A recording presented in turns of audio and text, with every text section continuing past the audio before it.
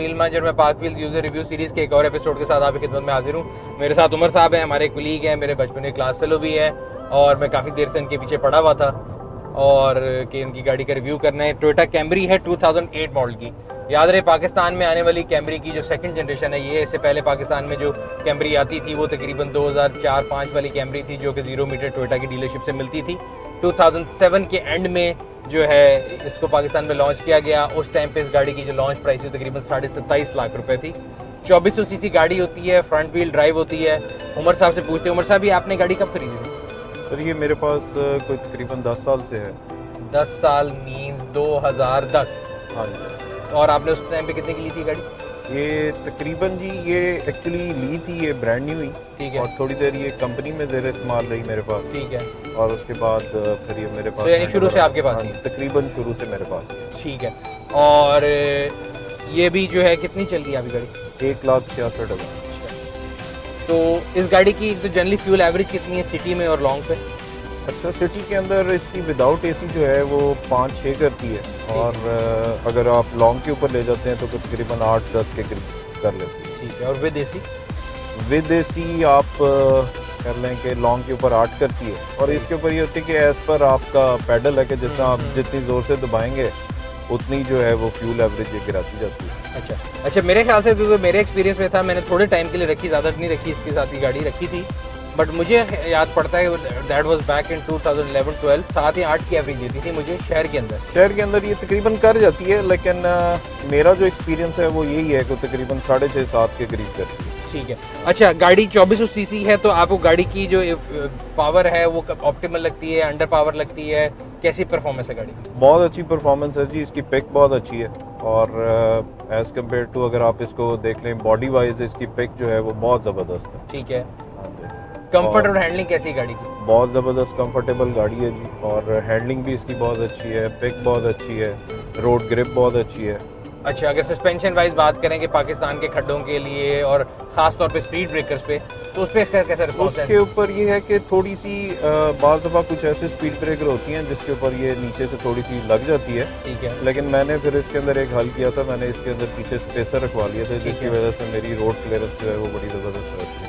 ठीक है। अच्छा, if I am not wrong उस लीग में 2007-8 में एकॉर्ड आती थी, कैमरी आती थी, ये दो ऑप्शन थी इसमें, और एकॉर्ड इससे कदरे महंगी थी और मार्केट रिस्पॉन्स के लिहाज से ये उससे बेहतर चली थी पाकिस्तान में इनिशियली। लेकिन फिर भी मेरा ख्याल है अगर हम इसके यूनिट्स देखें जितने बिके थे तो कोई बहुत ज़्यादा कामयाबी नहीं कह सकते आप इस गाड़ी को उस टाइम के लिहाज से।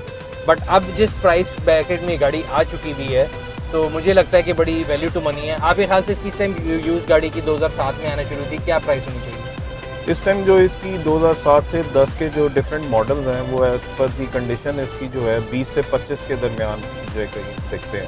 ठीक है। हाँ, मैं भी रिसर्च करता पार्किंग पे 17-18 की भी लगी हुई गाड़ियाँ, बट ये फिर उनमें काम निकलता है आपका, तो 70 to 23-4 जो है इसकी एवरेज कंडीशन के हिसाब से पैसे हैं आजकल। बिल्कुल बिल्कुल बिल्कुल।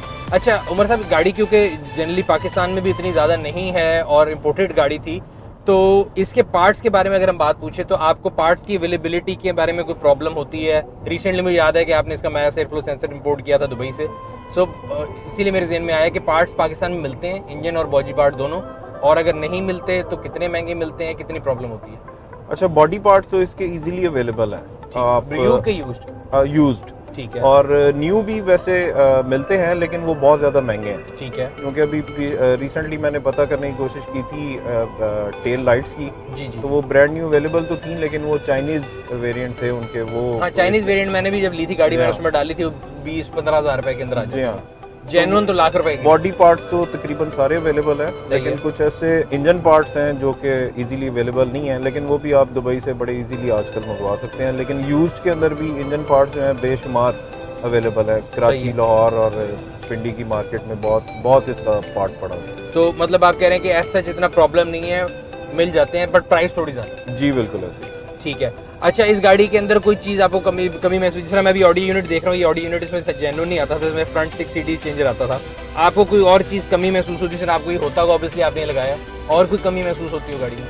उस ज़माने के हिसाब से तो ये गाड़ी अपने आप के अंदर एक लग्जरी थी, लेकिन आज के ज़माने के अंदर आप देखें तो इसके अंदर डिफरेंट चीज़ें हो सकती हैं कि जिस तरह यही आपने जिक्र किया कि एंड्रॉयड सिस्टम है, ये नहीं था आता। बाकी मेरे हिसाब से मतलब एक इसकी बड़ी पावर सीट होती है? जी, इसकी पावर अगली इलेक्ट्रिक दोनों सीट मेरी भी और आपकी दोनों जी, इलेक्ट्रिक बिल्कुल। सीट्स हैं, हाँ लेदर जी, सीट्स हैं, ऐसे। एयर बैग जिसमें मुझे नजर आ रहे हैं, एयर पीछे बैग भी है कर्टन्स हैं, आगे भी हैं, यहाँ पे। 1 2 6 एयर बैग हो गए। जी, तो उस लिहाज से सेफ्टी और सिक्योरिटी के वाइज तो गाड़ी बहुत अच्छी है। सनरूफ की ऑप्शन भी थी और मतलब एक जो गाड़ी के अंदर से लेग स्पेस है वो भी मेरे ख्याल से एम्पल है। बहुत ज़बरदस्त गाड़ी है जी। और मतलब फैमिली कार है और एक तरह की उस ज़माने के अंदर जब हमने ली थी ये 3 मिलियन के अंदर इस तरह की लग्जरी कार जो है वो मतलब कोई और ऑप्शन नहीं था अवेलेबल। सही है। हाँ जी। एक और थी वो इससे महंगी थी। अकॉर्ड थी, वो ज़रा महंगी थी और उसकी वैसे भी जो थी मेंटेनेंस वो काफ़ी हाई एंड के ऊपर होती है, सही तो है। उस हवाले से टोयोटा का एक नाम भी होता है और कैमरी उस ज़माने में बहुत ज़्यादा जो है वो इन थी मार्केट में। और लेग स्पेस भी मैं देख रहा हूँ बहुत ज़्यादा है और कंफर्ट की फील जो गाड़ी में बैठ के आती है वो बहुत अच्छी है। बिल्कुल। अच्छा, इसमें एक तो मैंने आपसे कमी क्या पूछा, कोई आपने क्योंकि इतने अरसे से माशाल्लाह रखी हुई है गाड़ी, कोई नॉन फॉल्ट इस गाड़ी के? हर गाड़ी में होते हैं कोई ना कोई जिसमें मसला आया था, ये वो तो इसमें कोई नॉन फॉल्ट है?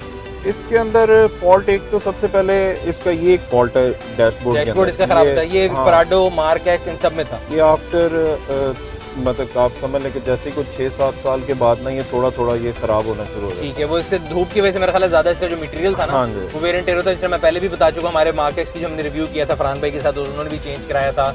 पराडो जो है मैंने 2-4 दफा रखा है, उसके अंदर 2003-4 वाला, उसमें भी ये मसला था, इसमें भी ये मसला है।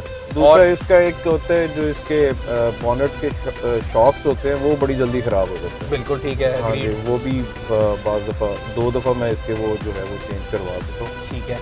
बाकी इसके अलावा ये कोई जो खास एयर फ्लो सेंसर आपने पिछले दिनों चेंज कराया, ये पहली बार ही कराया कि वो फर्स्ट टाइम करवाया था। अच्छा, बिकॉज वो मेरा ख्याल है उसका हमारी पोल्यूशन से भी ताल्लुक है और काफी इंपोर्टेड गाड़ियों में वो मसला आता है। बिल्कुल ऐसे। और वो चेंज करवाने के बाद इसकी एवरेज भी बहुत ज़्यादा बेहतर होगी। अब आजकल मैं नोट कर रहा हूँ कि ये शायद लोकली 8 से ऊपर जा रही है। अच्छा, वैसे आपने काफ़ी अरसे से गाड़ी रखी हुई है और अगला सवाल मेरा इससे रिलेटेड है, क्योंकि कई लोग होते हैं जो मतलब ये पूछते हैं कि आप बेच के चेंज क्यों नहीं कर रहे। तो मेरा सवाल ये होता है कि आपको सेम जवाब ये होता है कि सेम लेवल ऑफ लग्जरी के लिए अब इससे 3 टाइम्स पैसे भी नहीं लगेंगे तब भी नहीं आएगी। तो आपकी क्या रीज़न है? आपने 10 साल के आप जनरली गाड़ी इतनी ज़्यादा देर रखते हैं, या वही जो मैं रीज़न दे रहा हूँ कि यार इतने पैसों में अब जिसको बेच के इतने पैसों में कुछ भी नहीं आएगा? एग्जैक्टली जी, जो आप रीज़न दे रहे हैं वो ही है, क्योंकि आजकल लेट्स से कि अगर ये 22-23 लाख रुपए की बिकती है तो 22-23 लाख रुपए के अंदर जो लग्जरी इस टाइम मैं एंजॉय कर रहा हूँ 2.2 या 2.3 मिलियन के अंदर, वो कहीं और जगह नहीं मिल सकती।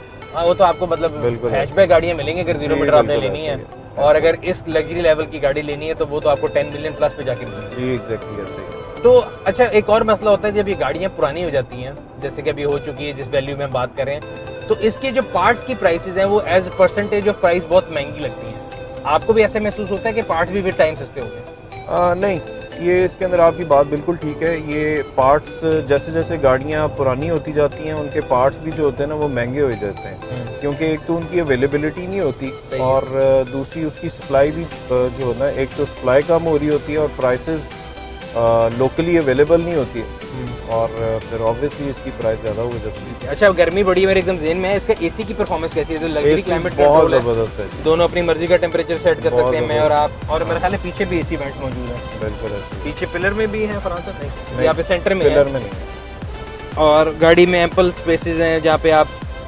स्टोरेज रख सकते हैं। मतलब मेरे ख्याल से स्पेस वाइज तो बहुत ज़्यादा अंदर इसकी खुली स्पेस है। इनफैक्ट जो अगर मैं देखूँ तो इसकी जो लेग स्पेस है इस इन केसेस मर्सिडीज ई क्लास से भी ज़्यादा है। अच्छा, डिग्गी जो है, इसकी डिग्गी के अंदर लगेज की जो कैपेसिटी वो कैसी है? जो आपने बताया फैमिली गाड़ी है, लॉन्ग पे ट्रैवल करना। बहुत ज़बरदस्त है जी। इस्लामाबाद के मेरे अक्सर ट्रिप इसके ऊपर लगते रहे हैं, सही है। तो 2 जो है वो बड़े साइज़ के जो हैं नीचे आ जाते हैं उसमें। हाँ जी, वो सूटकेस बड़े आराम से आ सकते हैं और बाज़ दफ़ा बच्चों की प्रैम भी रख के ले जाते सही हैं है। हम। तो एम्पल स्पेस है। हाँ जी, अच्छा, बहुत आप ज़बरदस्त। मैंने मुझे पता है आपको बहुत ज़्यादा शौक है घूमने फिरने का, तो आप नॉर्थ भी काफ़ी जाते हैं, तो इसको कभी लेके गए?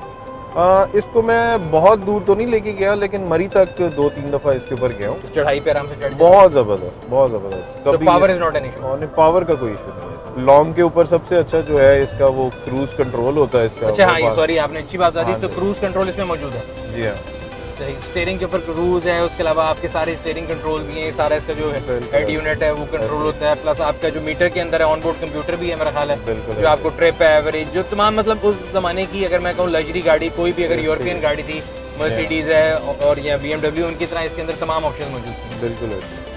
सही और सही। दूसरा इसका सबसे बड़ा जो मुझे, जो कि मैं इसको बेचना नहीं चाहता, इसका आज तक भी कोई मेजर जो है वो मेंटेनेंस इशू नहीं आया मुझे। बीइंग अ टोयोटा मेरे ख्याल से बड़ी मतलब रेटेड है। इसको जो है आज तक मैंने, मेरा ख्याल है एक दफ़ा इसके ब्रेक पैड चेंज करवाए थे, 1,66,000 चल गई ठीक है। है, और उसके अलावा सिर्फ इसका इंजन ऑयल और फ्यूल फिल्टर वगैरह ही कोई मेजर मेंटेनेंस कुछ भी नहीं होता। अच्छा उमर साहब, इस गाड़ी की बाकी तमाम चीज़ें बहुत अच्छी हैं, लग्जरी भी बहुत अच्छी है, इंटीरियर कंफर्ट भी बहुत अच्छा है, बट जो इसकी एक्सटीरियर लुक्स हैं वो कभी इसका पॉजिटिव नहीं है, और लोगों को ये होता है कि इसकी स्पोर्टी लुक नहीं है, थोड़ा अंग्लिश लुक है, और मतलब एक बड़ी ना, खासतौर पे बॉयज़ में ये गाड़ी इतनी होती है। अगर आप होंडा देखें ना, तो जब वो पुरानी होती है कॉर्ड, तो बॉयज़ बहुत ज़्यादा लेते हैं, खासतौर पे जिन्होंने मॉडिफिकेशन करनी होती है, तो कैमरी नहीं ली जाती। आपको क्या लगता है कि आप इसकी जो एक्सटीरियर लुक है, आप एग्री करते हैं कि लोगों की जो पॉइंट ऑफ व्यू है वैसा ही है कि आपको अच्छी लगती है?